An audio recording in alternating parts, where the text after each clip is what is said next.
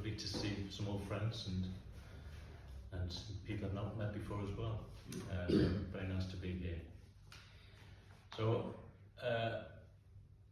as Aparajita said earlier, originally Buddha Maitri, our friend, was going to be talking this afternoon, but he's not well enough to be here.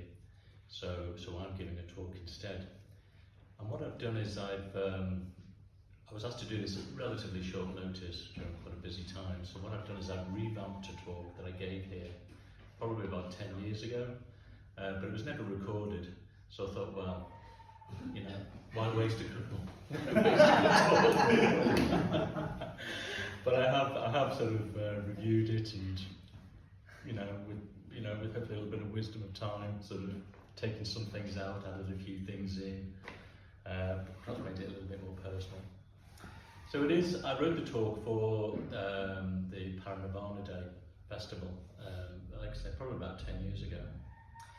And at that time, well, I called the talk at that time "Love, Loss and Vulnerability," and in a way, that's what I'm going to be talking about this afternoon. So in the Mahaparinibbana Sutta, we hear how Ananda, actually we didn't hear just there, but in the Sutta, we do hear how Ananda is distraught at the pending loss of his teacher. He leans against the doorpost and he weeps.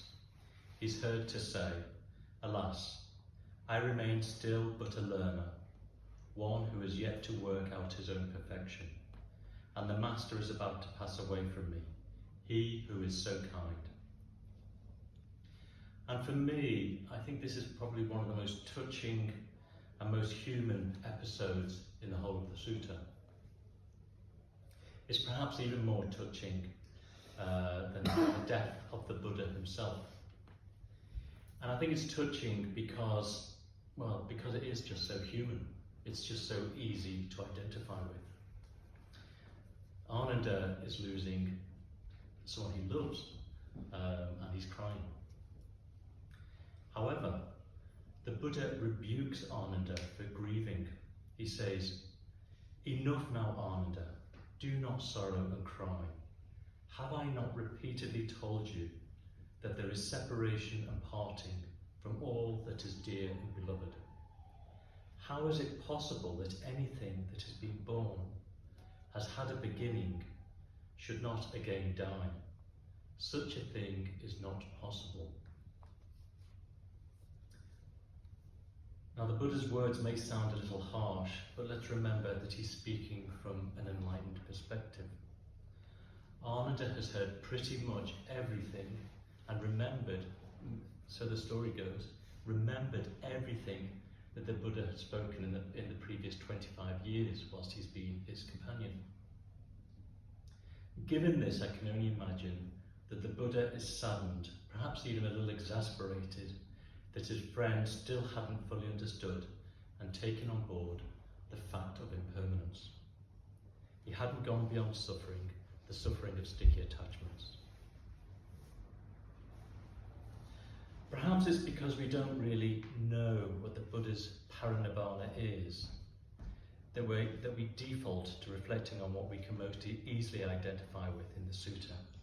And as I say, that's the experience of love and loss.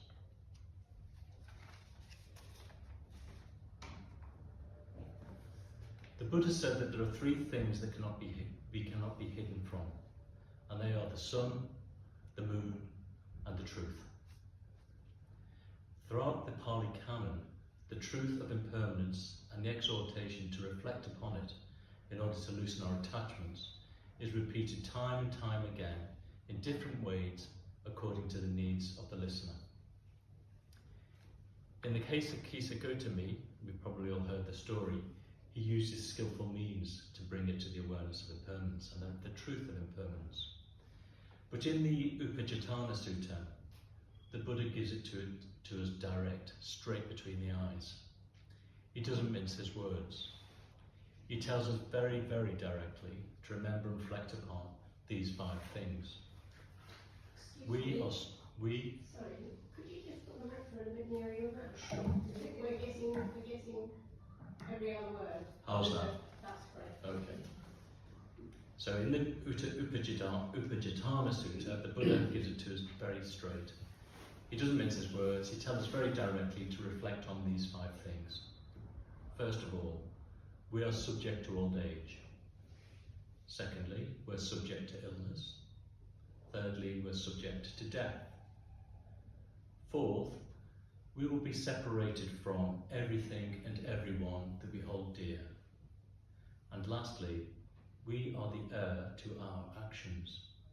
I'll come back to that in a moment because it seems a little bit strange after that list. Why number 5, we are the heir to our actions. Not only that, everyone we know is also subject to old age, illness and death. They will lose everything and everyone that they hold dear, and they too are heir to their actions. Now these recollections are pretty sobering, but if we want to live and love in a way that's consistent with reality, live and love in ways that do not conduce to suffering, then we do well to reflect on them frequently and deeply.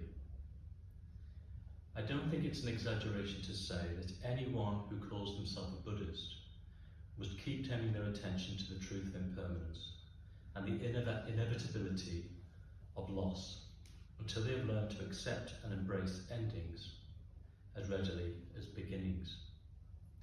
Now I'll just say why the 5th reflection is in there, the reflection, before I move on. The 5th reflection, which is we are heir to our actions. So in the first 4 reflections, what the Buddha is pointing to is impermanence. And what he says, with the 5th reflection, he's asking us to look at the law of karma, the law of actions, and the actions have consequences, not only for ourselves but for others. And that's what he's saying in a way is the way to work with impermanence, is to reflect on our ethics and to live in a way that's in accordance with the Dharma. And if we do that, we will come to terms with impermanence. But just going back again to what he's saying here is life, everything in life, everything in existence is impermanent. Whatever begins will end. Now there's quite a nice Islamic story, I think it's from, or maybe it's a Sufi story, about Mullah Nasruddin. Some of you may have heard this story. It's the story of Nasruddin in the pot. So the story goes like this. So Mullah Nasruddin, he's a wise mullah, and he's having some guests over for dinner, and he needs to borrow a pot. So he asked his neighbour if he can borrow the pot, the neighbour's pot. The neighbour gives it to him, he goes away, and the next day he returns the pot, but there's a pot inside it. And the neighbour says, "Oh, there's a little pot inside this big pot." And Nasruddin's got a big smile on his face, he's ecstatic. He says, "Yes, yes, whilst I had the pot, it gave birth." And then it gave birth to a little pot. So they're both your pots, whatever. And the neighbour, thinking this is a little strange but wonderful, takes the pots and he's very happy. He's very happy. A few weeks later, Nasruddin wants to borrow the pot again because he has some more guests. So he asks the neighbour, and the neighbour happily gives him the pot, thinking he might get 2 pots back. So he takes the pot, and the next day he doesn't return it. And the day after that, he doesn't return it. And after the day after that, he doesn't return it. And then the neighbour begins to get a little impatient. So he knocks on Nasruddin's door and he asks for the pot. Nasruddin bursts into tears, distraught, and he says, "I'm sorry, but your pot died." And the neighbour says, "Don't be ridiculous, pots don't die." And Nasruddin says, "Oh, well, you were happy enough to know when it gave birth." And in a way, this story, it's a silly story, it's a ridiculous story, but it does say something about the human attitude, our outlook on life, which is we're very happy to accept beginnings, but we tend to turn away, we want to turn away and reject, avoid endings. And this is pretty much what the Buddha is telling us to do.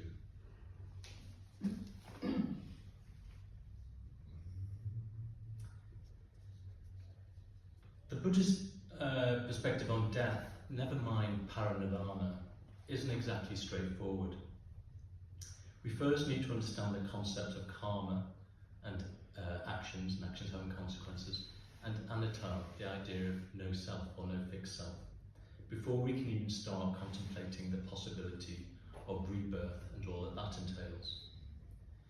And in my experience, most Western Buddhists, well, they're attracted to the Dharma primarily because it rings,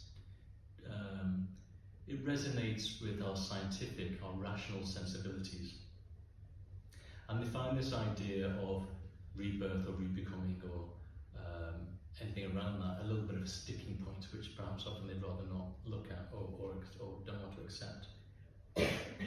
Because it really isn't possible, at least currently, to reconcile the idea of rebirth or rebecoming with the scientific worldview. But the Buddha says that that's not in the Parinibbana Sutta, but elsewhere. The Buddha says it's not really necessary to accept. You don't have to accept the idea of rebirth, because if you act in accordance with the Dharma, you will be happier in this life. Never mind anything that comes afterwards. About 10 years ago, I was actually in this shrine room leading a meditation, just here somewhere. It was a lunchtime drop-in session, and at the end of the session, I hang around for a little bit. I used to hang around a little bit just to see if anybody had any questions, and everybody left except one chap, and he said, could he have 5 minutes? I said, fine, yes, of course. And he shared with me that he'd recently lost his partner of 30 years, someone he'd been with since he was 18. And he was actually distraught, and he started weeping, and he wanted to know what the Buddhist perspective was on death. And I told him, pretty much as I've just told you here, the Buddhist perspective on death, it basically is that everything is impermanent.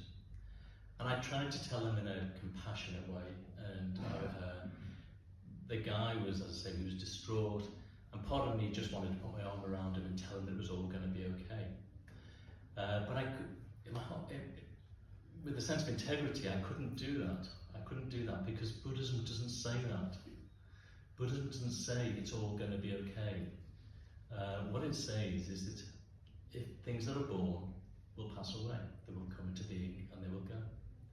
And that is the truth that we have to come to terms with. And after speaking to him, I knew that my words were kindly. I knew that I'd spoken the truth. I knew that it said probably he'd asked for the perspective, and I gave it. But at the end of our conversation, I just didn't feel as though I'd been helpful, really. And one of the realizations that I felt bad about that. But one of the realizations was the Buddhist perspective on death is only useful to those people who actually practice the Dharma. It isn't actually that useful to people who don't practice the Dharma or aren't familiar with the Dharma, who come at it cold. Nevertheless, a few years later, I went to a birthday party, and this chap, who I hadn't seen in between times, was at this party. And he had a Tibetan mala around his wrist. And when the opportunity arose, he took me aside and for a quiet chat, and he thanked me again for what I'd shared with him in this shrine room. And he told me that he'd grieved for his partner, but he'd found someone else and he'd moved on.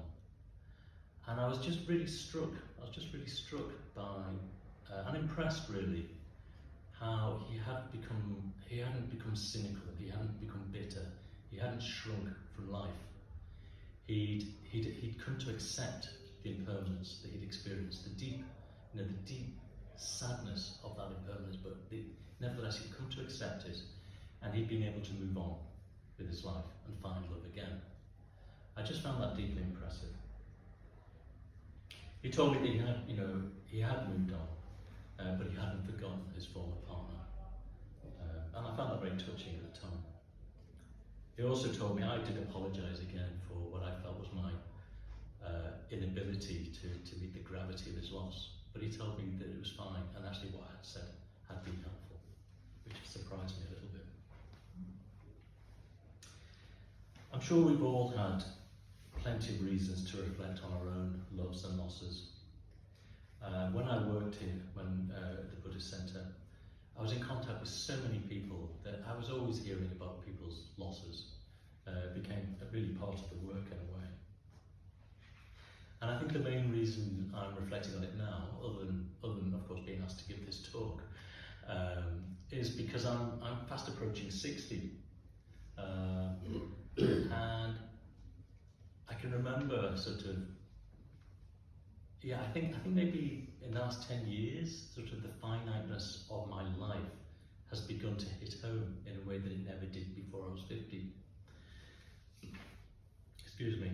I think when you're 20 or 30, you know that in all probability you've still got more life to live in the future than you've had in the past, than you've already lived. You know, when you get to 40, you think it might be possible, I might still just have a little bit more than I've had already. But when you get to 50 and beyond, it's pretty foolish to think that way, given the statistics, you know, the average of lifespans. So as I say, I am, you know, and I think there's something about, for me, probably for all of us, when you hit a decade, you know, 40, 50, 60, 70, it's a cause for reflection. So I'm nearly 60, and in 18 months or so, and that's certainly hitting home for me, is that actually, life's running out, time's running out. My dad died last year, actually almost, pretty much, exactly maybe a year ago, 1 week ago. But several years before his death, he was diagnosed with dementia, wasn't Alzheimer's, it was another form of dementia. And in view of this, my mum made the pragmatic decision to move from a house to a flat, because she wanted something which was more manageable and nearer to amenities and all that sort of thing. So over the period of several weeks, in preparation for my parents' move to their new flat, cupboards and wardrobes were emptied, much was gifted to family and friends, and attempts were made to sell a room full of expensive furniture that my mum had treasured. For decades, she had gone to great pains to ensure that this furniture, sofas, sideboards, display units, a dining table and chairs, were cared for and preserved in pristine condition. All of it looked as new as the day it was bought, and it was kept in the best lounge, that to my recollection was hardly ever, if ever, used. I don't know whether people do that nowadays, but it's something that people used to do, probably people from a working class background. They would have a best room, which would never get used. Anyway, that's certainly not the experience in my household.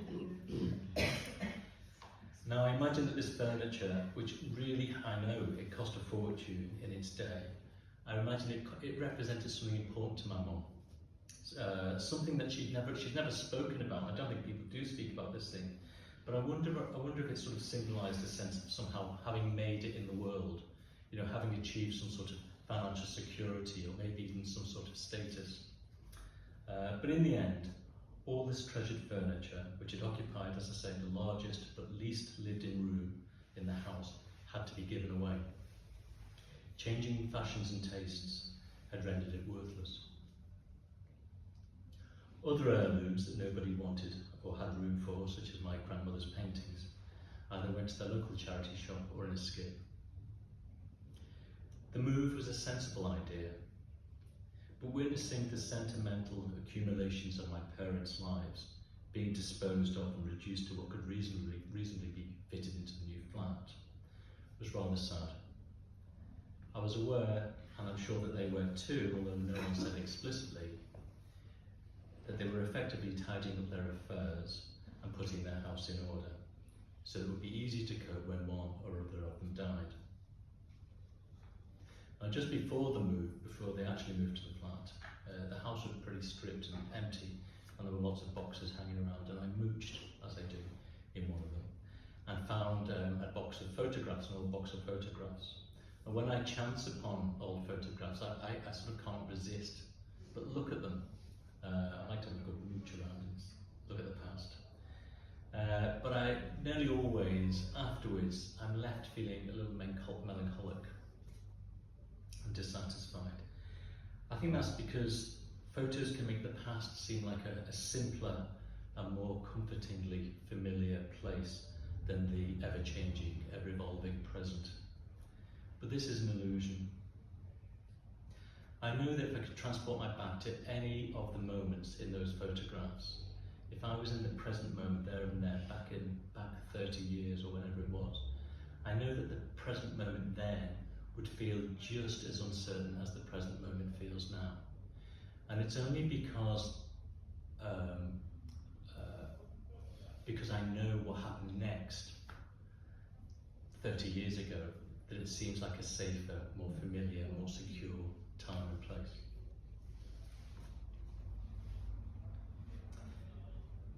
As we know, or most of us know, the noble truths tell us that we suffer because we crave, grasp and cling to what is impermanent, in the deluded hope that it will endure. The nature of reality with a capital R is impermanence. It's all change and flux.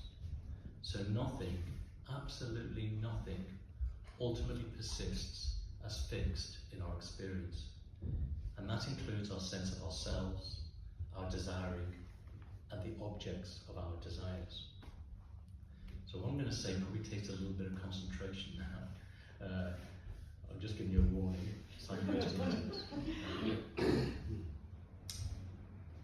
So we're all human beings, aren't we, in this room? But really what we are is we're just a bundle of processes. A bundle of processes that are conditioned, interdependent, ever-changing, and therefore impermanent. So that's us as human beings. Now the experience of desiring, so that the act of desiring is also just a bundle of processes. It's conditioned, it's interdependent, it's ever-changing, and therefore it's impermanent. So we're impermanent, our desiring is impermanent, and the things or the people that we desire are just the same. They're conditioned, they're processes, they're just a bundle of processes like us and our desiring. They're conditioned, they're ever-changing, and they too are impermanent. So whatever sense we might have of ourself is fundamentally unreliable. Our experience of desiring also is fundamentally unreliable. And the things and the people that we desire are also fundamentally unreliable. So our desires and the grasping attachments that result from them are clearly at odds with the nature of reality. And so desires, cravings and attachments necessarily lead to suffering. It cannot be any other way. Desiring leads to suffering. Craving and attachment leads to suffering. Because it goes against the grain of reality, of the way things actually are. If we think about it rationally, it's a no-brainer. Do you use that term in Manchester? But just like Ananda in the Mahaparinibbana Sutta, we tend to be motivated and driven more by our emotions than by our intellect. We may acknowledge the truth up here in our head, but we don't accept it here in our heart. And the only way through this is to, as Bhante says, develop the emotional equivalence for our intellectual understanding. So I'm going to tell you how I try to do this. And when we have a discussion, I'm going to suggest that you reflect on or discuss this for in your groups. Excuse me. So I'll just start this with a little preamble. And that is that some of you will go on solitary retreats. I do. Haven't been on for a while, but I do go on them. So that basically means taking yourself away for a week, no mobile phones, no television, no internet, just you and a room, hopefully in the countryside, somewhere beautiful, maybe with a book, a Dharma book, a meditation stool, and that's it really. So it's a sort of week of being with yourself, or more. Some people do it for a lot longer. I always struggle during the first few days on a solitary retreat, and I think that the problem for me is that I've got a busy mind. Well, most of us have a busy mind, you know, a monkey mind, a chattering mind, and then, you know, constantly on my phone, on the internet, talking to people, and then I go away to the countryside, and then all that's gone all of a sudden. So what I'm left with is this chattering mind, you know, sort of, well, you know, what shall I do now, you know. So what I often do in order to get into a calmer, stiller state is I paint. I usually paint, and I usually, for the first couple of days, day or two, I might paint something really boring. So I might just draw a grid of squares, and I might just paint in those squares different colours, you know, something like that. And it's just to encourage me to sit still, really, just to sit still and to focus on one thing, and just, you know, to calm down this chattering mind. Well, on this particular retreat, what I decided to do was to paint words, and there was no rhyme or reason to the words. I just thought, well, let's see what words come up. You know, what words have some sort of meaning for me. So that's what I did. Is I just allowed words to come up, and then I would paint them. So if it was a, you know, it might be a word like space. So what I'd do is I had a little piece of card, and I'd write the word space, but you know, I remember this one. It was like bubbly letters, quite, you know, spaced out, and I painted them like wispy, cloudy colours, you know. So it was sort of representing space somehow, you know. And what that did, it just forced me to focus on the word and be with it a little bit more attentively than I might be otherwise. So maybe I painted, I don't know, 20 or 30 words over a couple of days. And then what I did is I had all these words, painted words on bits of card, and I sat in front of the shrine, and I thought, well, I wonder if I can make some sense of these. Is there some sort of, are there some recurring themes, you know, coming out of these words? So I clustered them into themes. And essentially what happened is I was able to cluster them into 4 themes. Now I know I have spoken about this in talks before here, not only this particular talk, but in other talks. And when I was looking at this talk to give it this time round, I thought, is this still relevant? And yes, it still is. And I think, so, and in a way, it's the centre of the talk. The 4 words, the 4 themes that I came up with, the 4 out of all those 20 or 30 words that had come out of my psyche, were slow down, was the first one. Let go, be naked, and live lightly.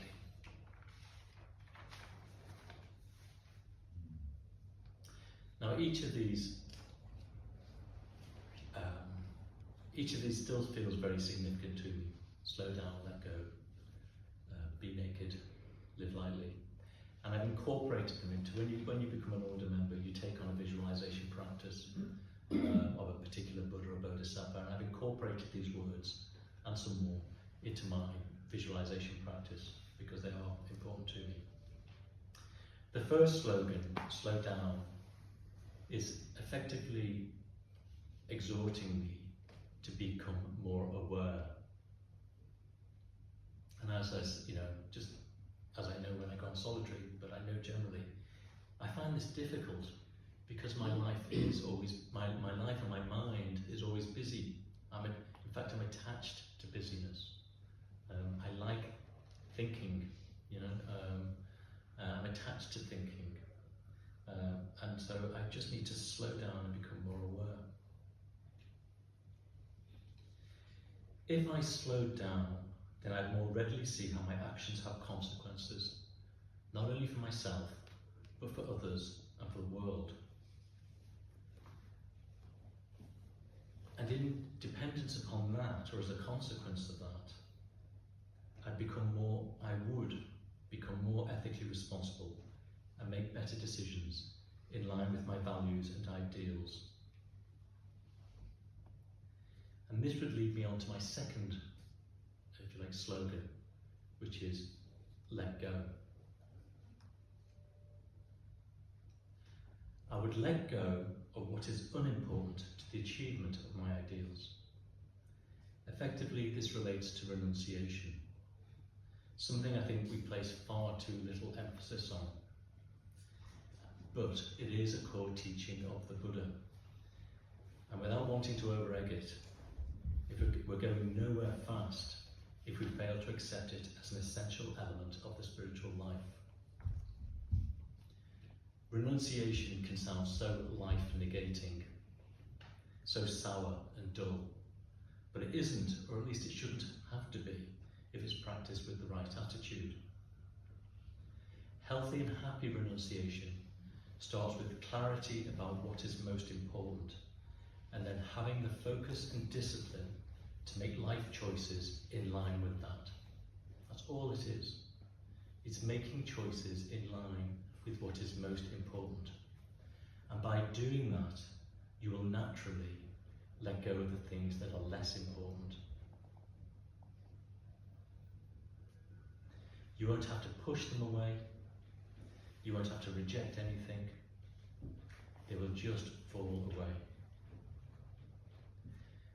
As Sangharakshita says, renunciation is not a matter of giving up. It's simply a matter of growing up. And I think he's right. It's as simple and as difficult as that. When Bhante talks about the spiritual life being more and more of less and less, this is what he's talking about. But if I do let go and renounce those things that I've previously been attracted to and identified with, then there's a good chance there will be times when I feel naked, which is my third slogan. Living more and more in tune with my values and ideals means that I'll be less inclined to hedge my bets, which can, and at times does, feel risky. Being out and proud about what I hold to be important can feel exposing. Of course, I want to live with integrity, but I also want to be accepted. If I put my flag in the ground and stay with conviction that this is who I am, this is what I stand for, then I risk rejection. And who wants to risk that? The fear of rejection is what holds most of us back most of the time. It also holds us back from being truly ourselves and sharing what we really believe. Having said that, the potential benefit, and it's a big one, is that by being increasingly naked, I start living more authentically. I'm no longer expending or wasting energy on protecting and defending a socially acceptable facade. I'm no longer pretending to be someone or something that I'm not. If I risk being more naked, risk exposing what's inside me to the outside world, then I'm allowing the possibility of true confidence and a greater sense of ease within and between myself, others, and the world. Ultimately, and I do mean ultimately because it's not always the easiest thing to do, it's better to risk being rejected for who and what one is, rather than being accepted for who or what one is not. This is what Bhante or Sangharakshita means when he talks about leaving the group and becoming a true individual.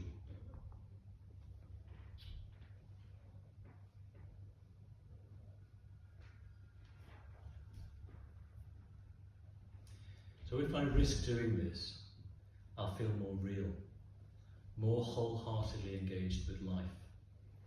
And this will enable me to become more playful and creative. For me, this is what it means to live lightly, which is the fourth slogan. To live lightly is my goal. This is what I most deeply want. I want to be more playful. I want to be more creative. I want to experience more joy. The other three slogans are what I need to do in order to achieve this. I suppose to live more lightly or to lighten up It's just a more down-to-earth way of saying, I want to be enlightened. But somehow it just feels more attainable. So I'm just going to stick with it. So to summarise, the 4 slogans: slow down, which is basically saying become more mindful, more aware.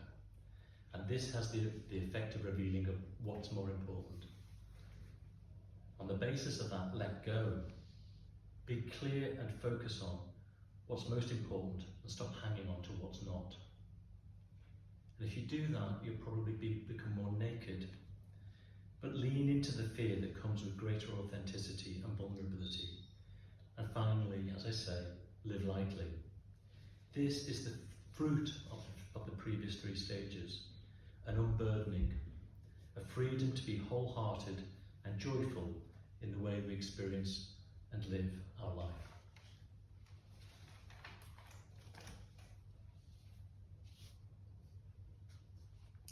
So at the beginning, I told you that the title of the talk is Love, Loss and Vulnerability. So with this in mind, I just want to focus a little more deeply on the third of the slogans, which is be naked. The dictionary definition of vulnerability is to be exposed to or open to the possibility of hurt or harm. It's the sense of openness and exposure that seems to be key to the definition. And this is why it's associated with nakedness, which is simply the state of being unclothed or unprotected from the elements. In and of itself, vulnerability is neutral, but like renunciation, it gets a bad press. Throughout our lives, we will all experience the pain that accompanies the experience of impermanence, death and loss, especially the loss of people that we love. The usual response to this is to protect ourselves with metaphorical armour. Then, when we get a whiff of more impermanence and loss coming our way, what we do is we slap on another layer of armour. We reinforce the defences, and as life continues, we just keep layering it on and layering it on to protect ourselves. Whilst on one level, this is completely understandable, what we're not so aware of is the high price that we're paying for this protection. Armour is heavy and burdensome, and the more we wear, the more it weighs us down. By defending ourselves against the inevitability of impermanence, death and loss, we also diminish our capacity for love. It's simply not possible to love and be loved when we are so defended. Time and time again, I've heard, and I still hear, people expressing the same unfulfilled desire. They want to be deeply seen and heard and met. Essentially, they want to be loved for who and what they really are. Who doesn't want this? I know that I do. So often, though, the problem is framed as other people. People who don't, won't, or can't meet them at their depths. But I suspect that this is wrong. The problem isn't other people. The problem is us. We're so well defended and protected that it's simply not possible for other people to get anywhere near our depths, those parts that we want to be met. Those parts that are most human. Those parts that are beneath the armour, that are soft, tender and vulnerable.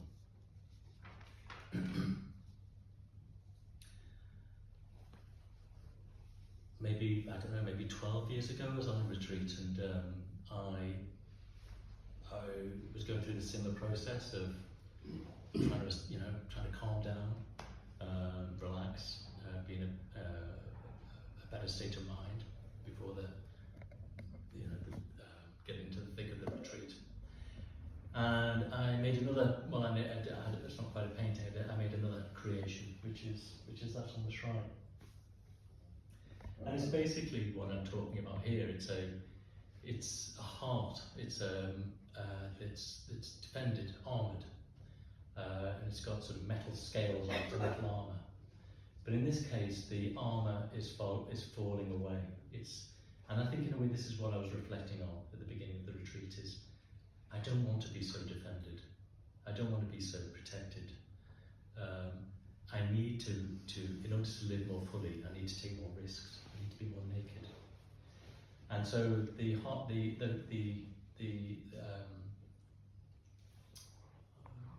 armour is falling off the heart, if you like. And what it's leaving is a charred heart, a heart that's been burned, but a heart that's also, although it's charred, it's also pink and tender. And in a way, I think it sort of symbolises what it means to really live. To live, if you're going to live, I think that's how you live, how you need to live, how we need to live. And alongside the painting, I wrote a couple of lines, which I've also included in my visualization practice, and I've spoken them before on previous talks. So these are the words that go with that. It's not quite a painting, but creation, I guess. The truly human heart must break to open, then break again and again, until at last it knows, really knows, and welcomes in equal measure life's flowing rivers of love and its fathomless oceans of loss. So I'll just say that again.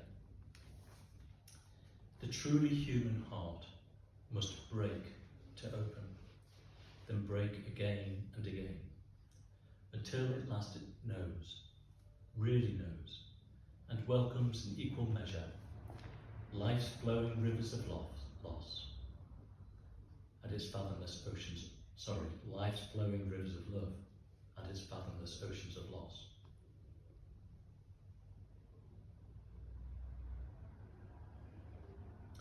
So only by risking openness to life as it is, rather than life as we want it to be, will impermanence, death and loss cease to be experienced as dukkha or suffering. The Buddhist path is a courageous path because it requires us to confront our greatest fears so that we can be free of them. So in conclusion, the Buddhist path is the systematic training in the awareness and acceptance of impermanence, which helps us to move away from the sort of sticky clinging that the Buddha rebuked Ananda for when he wept, and towards the cultivation of metta, which has the flavour of non-grasping appreciation. Appreciation suggests awareness, thankfulness, and humility in relation to something valued. It's devoid of any sense of ownership or entitlement. If you can recall witnessing a beautiful sunset, the crimson sky and the warm rose gold disk of the sun slowly sinking beneath the horizon, the emotion that tends to accompany this sort of experience, alongside appreciation, is poignancy. This emotion tends to be associated with meaningful endings. It's the conflation or integration of both happiness and sadness. In this instance, in the instance of the sunset, it's the happiness arising from the beauty of the sunset and the sadness arising from its impermanence. The impermanence heightens the awareness of the beauty, and the beauty heightens the awareness of the impermanence. And together they conduce to this bittersweet emotion, which is imbued with deep meaning, a meaning that penetrates the heart, a meaning that resonates as unambiguously true. By training ourselves to be ever more receptive to the truth of impermanence, training ourselves to be ever more open and vulnerable to the inevitability of death and loss, we are opening to the possibility of living in a way that is congruent with, rather than at odds with, reality. This is not the kind of love that we see in romantic novels and films. It's not the kind of love easily understood or practiced by the average human being. But it is the sort of love that we as Buddhists should aspire to, because it's the only form of love that is selfless and liberating. In Sangarajita's poem, Life is King, he says, hour after hour, day after day, we try to grasp the ungraspable, pinpoint the unpredictable. Flowers wither when touched, ice suddenly cracks beneath our feet. Vainly we try to track bird flight through the sky, trace dumb fish through deep water, try to anticipate the earned smile, the soft reward, even try to grasp our own lives. But life slips through our fingers, like snow. Life cannot belong to us. We belong to life. Life is king. Bhante says that life is king. But what he really means is that impermanence is king. And life is a manifestation, the biological manifestation or expression of this fact. It is only by accepting impermanence as king and by bowing to it that we have the possibility of achieving a real and therefore truly and deeply satisfying relationship to life, love